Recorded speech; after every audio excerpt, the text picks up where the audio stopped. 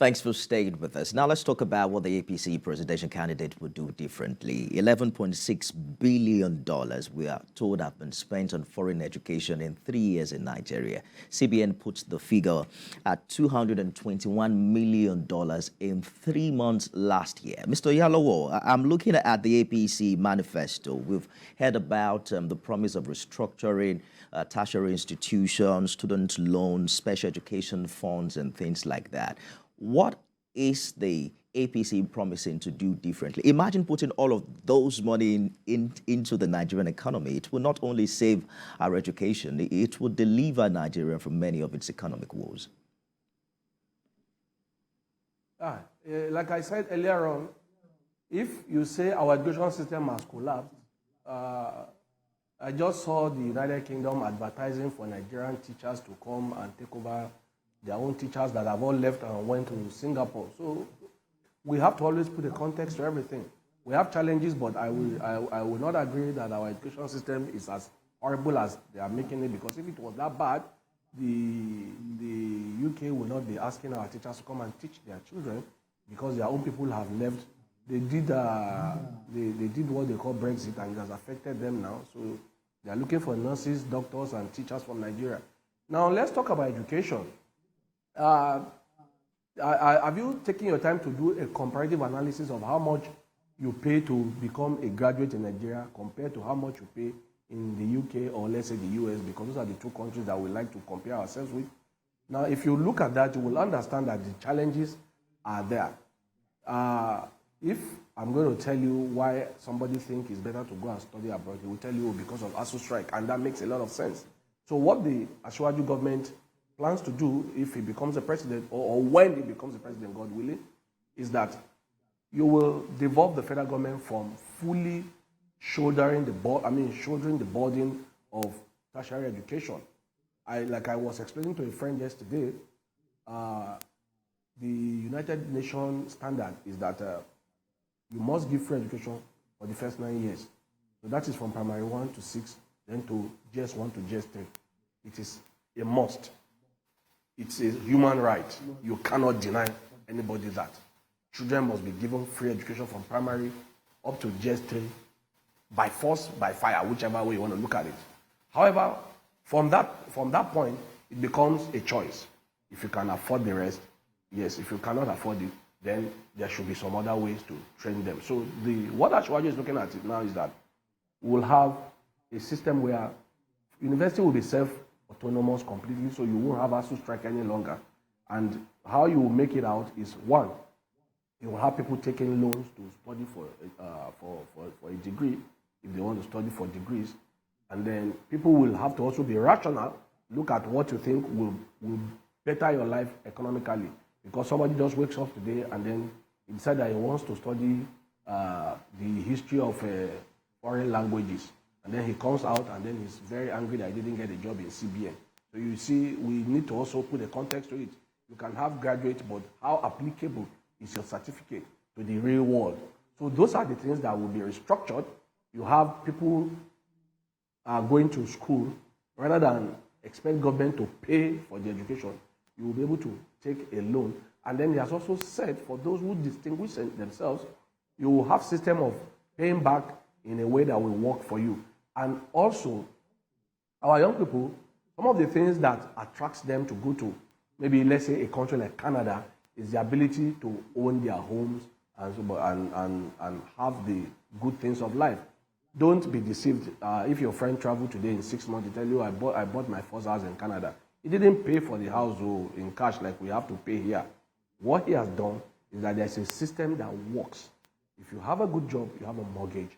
Within 20 years, 30 years, you pay off. As long as you keep working and you are paying and servicing your loan, your home is yours. And then when you are done paying, it becomes fully yours. So what we're going to do here, which Asiwaju has promised is going to implement, and like you said, it's in our manifesto, is that we're going to have a consumer system such that if you want to buy a car, you do not have to pay 4 million to get a car. So what you will do, since you have a decent, well-paying job, you are able to go to the company or the bank or whichever organization is handling it. You take the car, you make a down payment of a certain percentage, maybe 10% or there, but I don't know how it's going to work. But you pay that percentage, and then you can own a car. You can do the same thing for your homes. So that way, the young people in Nigeria have a hope that, look, I can also have the finer things of life without having to cough out so much money.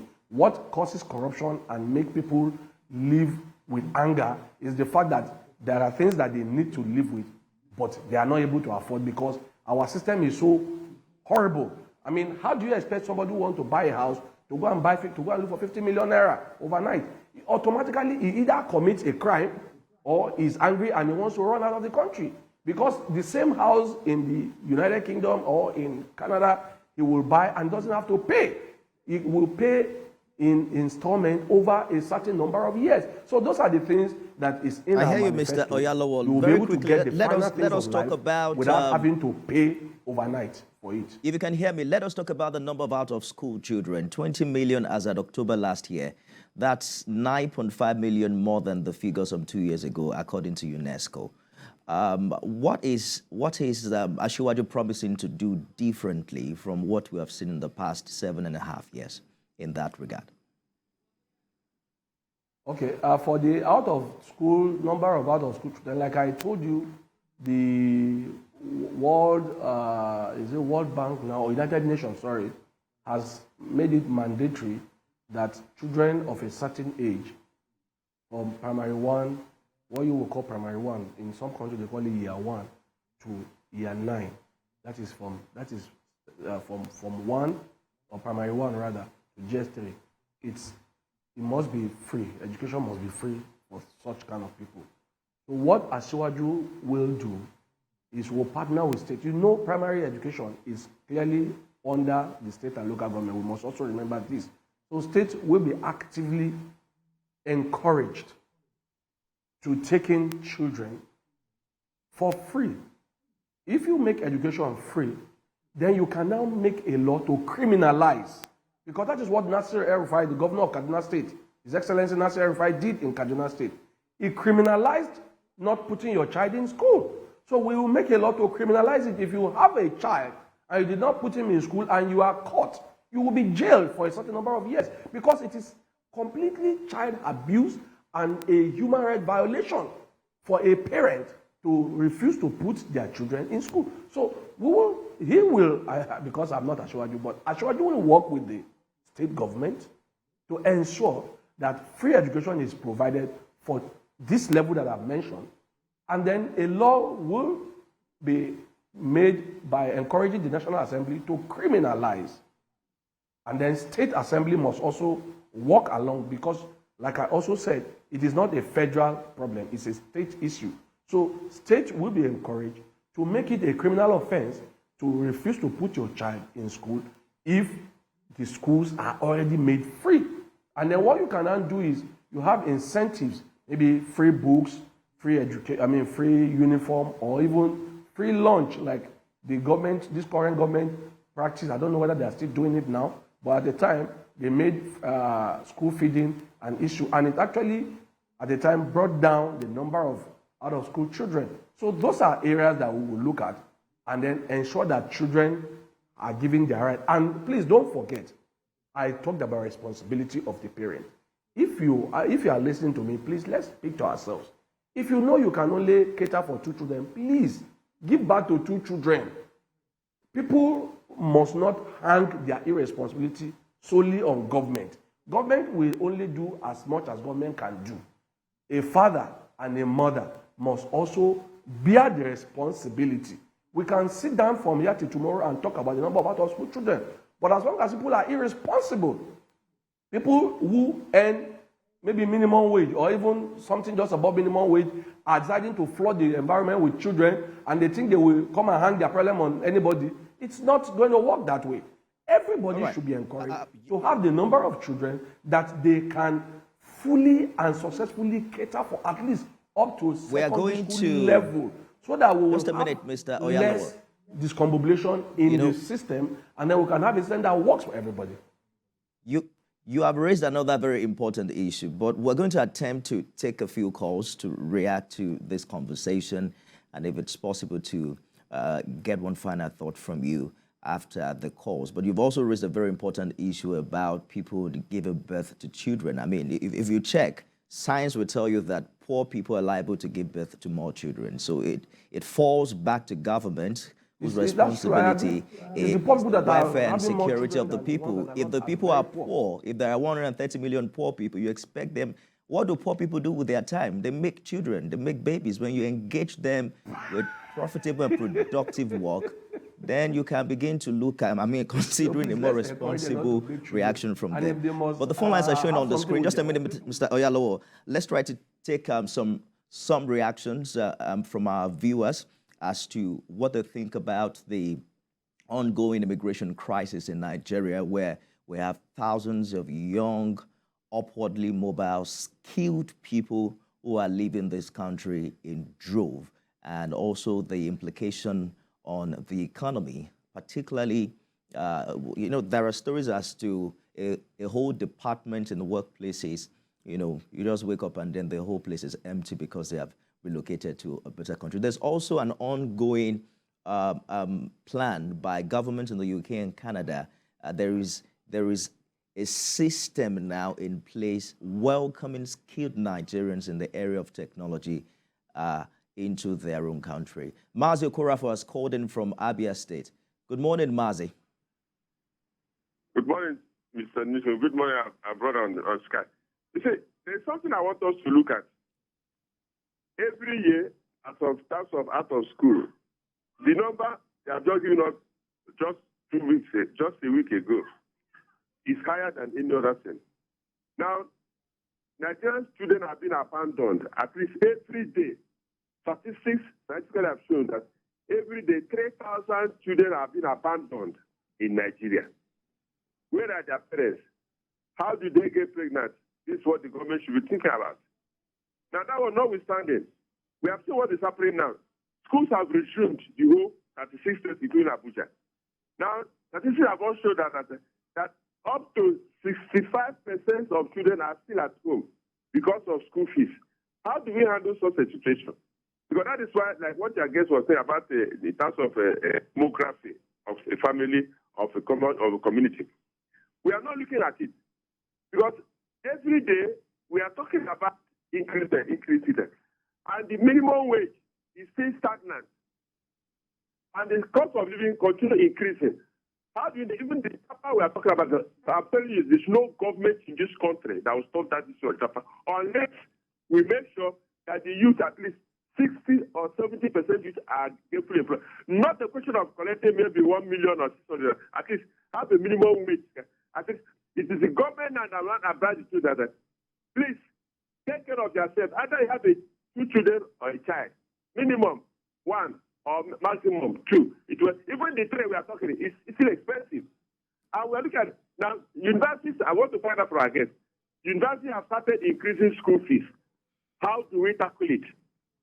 From now, as of the latest report yesterday, as we were complaining that the agreement they entered with the federal government has not been completed, they just abandoned halfway.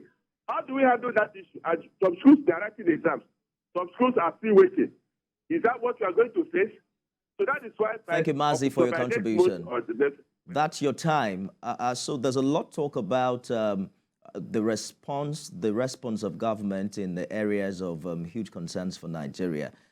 You consider the fact that, Mazi talked about taking responsibility for the number of children that you have. There was a time when there was a one-child policy in China, but the way it works is that government takes responsibility, just like what my guest said earlier. If there is a free education program to a particular age, then government now says you have to take responsibility for more than a particular number of children that you have given birth to.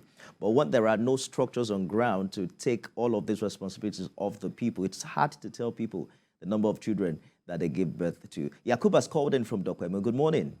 Yeah, good morning, and then good morning to Mr. Oyalowo. And then he has spoke very well. I don't have doubt in my mind, giving Asiwaju Bola Ahmed Tinubu opportunity to govern this country. All this promising of his manifesto is going to be done. Why am I saying that? Nifemi, I'm very sure you are living here in Lagos, And then the only thing I'm not sure is that maybe your children is in public school or private school. But I particularly, I can tell you for free, my children is in public school today. And then I stand to be corrected again. Here in Lagos, I'm not talking about other states in this country. This thing started from Asiwaju Bola Ahmed Tinubu. That is why we need to vote wisely coming 2023 that we have. We need to look at antecedents of all those people coming out to govern this country. Why am I saying that? This thing started from Asiwaju Bola Ahmed Tinubu, from primary school to the secondary school here in Lagos. Anybody can call to this program and challenge me. Nobody. We paid no damn. We are not paying anything. And then the standard of the education in Lagos has been raised very, very high. If you don't merit to promote from one class to another, you are going to repeat. That is what all our children now. Even if you organize a debate here in Lagos, the public school pupils, they are going to come forth. I can tell you for free. Because of what Asiwaju Bola Ahmed Tinubu have laid on ground, and then it was followed up by Fashola Ambode and other governors, even including someone. In fact, someone have done a lot as well. So having said that, concerning Japa issue, Nifemi, I have a friend that just traveled out of this country 3 months ago. We talked 2 weeks ago. Do you know what this guy is telling me? He said Nigeria is the best place ever to stay. I said, why? All right, Mr. Yakub, I think that's your time. We have to go now. Mr. Oyalowo, perhaps Mr. Yakub has done the job for you. We'll just probably get a final comment from you as we wrap up the show this morning. I think it's a mixed bag of feelings. Mr. Yakub is making a case for the reality of the quality of education in Lagos. Which I believe there are many reactions to that as to where we are versus where we're supposed to be, and where Lagos is versus where many other parts of the country is. 20 billion children out of school, that's perhaps arguably the highest number across the globe. There has to be some sort of a education emergency right now as to how we can get our children back to school, because if they are not in school, then our future is not secured. We're breeding idle hands, for terrorism, for crime, for, rebellion against authority. I think that Mr. Oyalowo is back. I'll just have you make a brief comment in 60 seconds in response to the calls, and we can go home from there.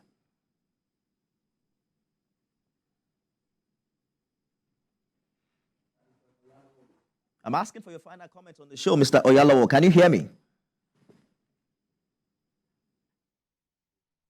Okay, like I said earlier on, I'm glad for the last caller. I think his name is Yakub. The Lagos State. I can hear you. I'm hearing you. Can you hear me? Mr. Yakub said something about what Asiwaju has done in Lagos. And if you remember, I also said it's a state issue. So what Asiwaju would do as a president is ensure that the state do what the state ought to do. I said primary education up to GS3 is clearly the job of the state.